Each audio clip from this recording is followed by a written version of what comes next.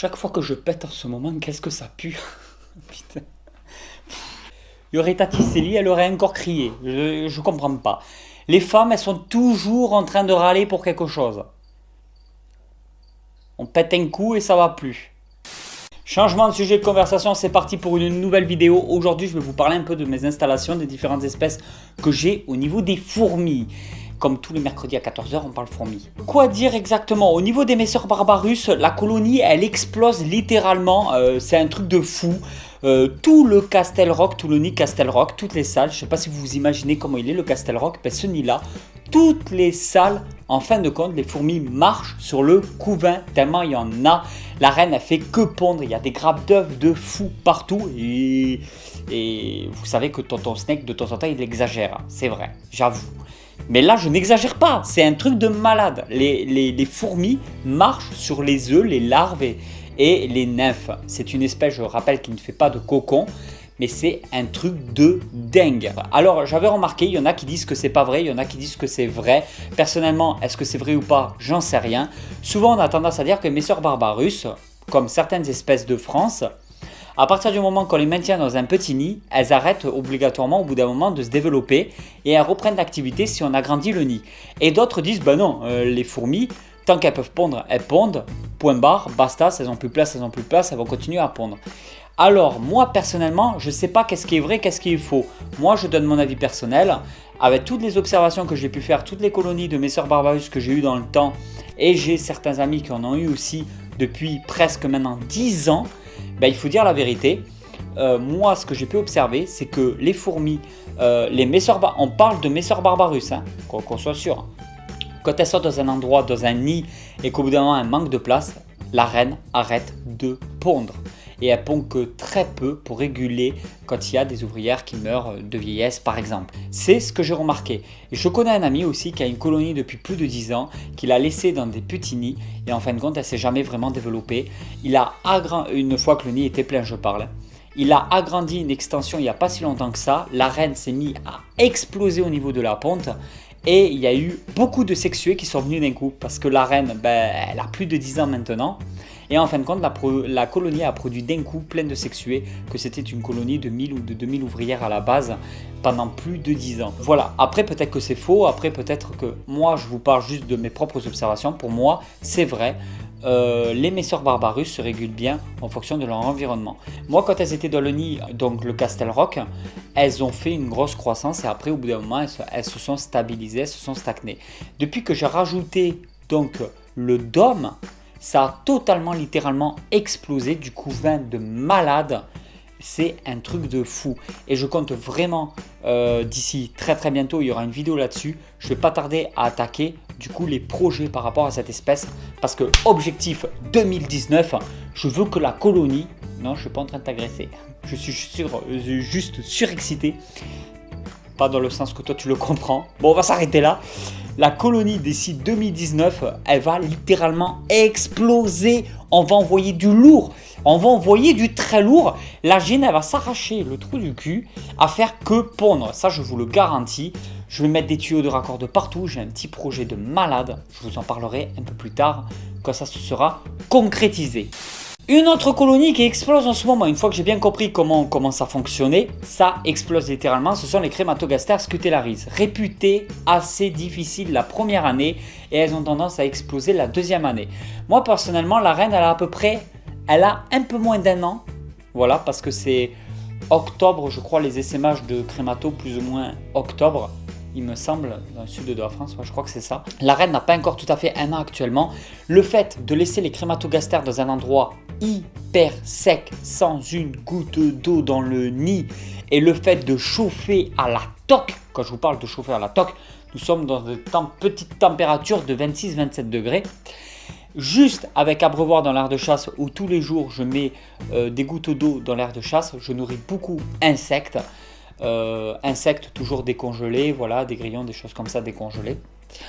La colonie, elle explose littéralement. J'ai du couvain de dingue. La reine, elle fait que pondre. La reine ne fait que ça. Et la colonie, ben, elle est en pleine expansion. Et ça fait même pas un an que je l'ai. Donc je pense qu'on va continuer comme ça. Les Myrmicaria brunea, qui sont une espèce asiatique que je parle que très peu sur la chaîne, que je m'étais commandé sur le site de Fourmi-Homme. Cette espèce se développe en fait très bien à partir du moment aussi que j'ai compris le truc. Et souvent dans les fourmis, en fait, il faut comprendre le petit truc qui fait que peut-être il manque quelque chose. Et si on arrive à comprendre ça, ça peut exploser du jour au lendemain et on ne sait pas pourquoi. Si, c'était ce petit truc. Les Myrmicaria brunea, c'est une petite espèce asiatique très proche des messors. Ça me rappelle beaucoup les messors, c'est de la même famille de toute façon il me semble, en plus ça fait pas de cocon, ça fait aussi des nymphes, tout ça, enfin la nymphose est nue, donc il n'y a pas de cocon. Mais cette espèce, au lieu d'être granivore, de manger des graines, elle mange principalement, pratiquement, que des insectes et il leur faut un gros taux de protéines. Alors moi je mettais dans l'aire de chasse des petits morceaux d'insectes comme ça et après la colonie de temps en temps y allait, manger un petit peu vite fait, mais il n'y avait pas de vrai développement.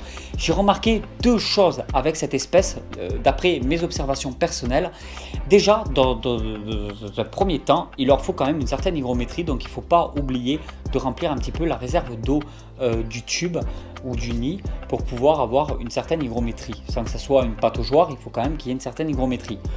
Deuxième chose très importante sur cette espèce, vraiment le plus important, c'est qu'il faut absolument que ce soit des petits morceaux d'insectes qui soient le plus près possible des larves.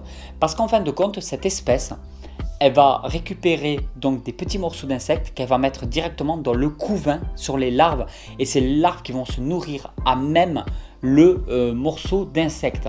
Alors maintenant avec une pince je ne mets plus, je mets que les liquides sucrés, l'eau et tout dans l'aire de chasse, mais c'est avec une pince que je rentre un petit peu dans le tube un petit morceau d'insecte qui fait qu'alors là par contre les larves se gavent dessus et là tout d'un coup tout a explosé. Ça veut dire que la reine elle se met à pondre beaucoup plus, il y a un gros développement qui s'effectue, j'ai de plus en plus d'ouvrières, j'ai mis un peu de temps avant de comprendre ce genre de choses. Si ça peut vous aider à vous, je trouve que cette espèce est fascinante, elle est très agressive. Au niveau de l'évolution, ça me paraît vraiment très rapide. Ça a l'air d'être une espèce très intéressante et très prolifique. Les Camponotus Fela, rien à dire de plus dessus. Tout ce qui est Camponotus, j'ai déjà fait une vidéo sur le sujet. Bon, je ne reviendrai pas cette semaine-là par rapport à cette espèce. Du couvain de malades, population de dingue. Après, les Camponotus Fela sont pas très intéressantes au niveau du comportement, ça j'en avais déjà parlé. Par contre, si vous voulez une magnifique espèce super simple d'élevage, qui fait des grosses colonies et qu'en plus de ça devient énorme, parce que les Camponotus Fela, franchement ce sont des fourmis énormes, je vous conseille vraiment les Camponotus Fela. Camponotus Fela, Camponotus sanctus sont des espèces énormes, magnifiques, maintien nickel parce que ça doit être chauffé et dans un endroit très sec avec en permanence de l'eau dans l'aire de chasse et la colonie se développe tout seul, il n'y a rien à faire. C'est des bonnes fourmis africaines on va dire. Au niveau des Phédolnoda, en ce moment c'est grosse hécatombe, j'ai beaucoup de mortalité. Je ne sais pas trop pourquoi, mais j'ai toujours des périodes avec cette espèce et je n'arrive toujours pas à comprendre pourquoi. Il y a une explosion démographique au niveau du couvain, tout ça, il y a vraiment une forte explosion, les gynes pondent au taquet.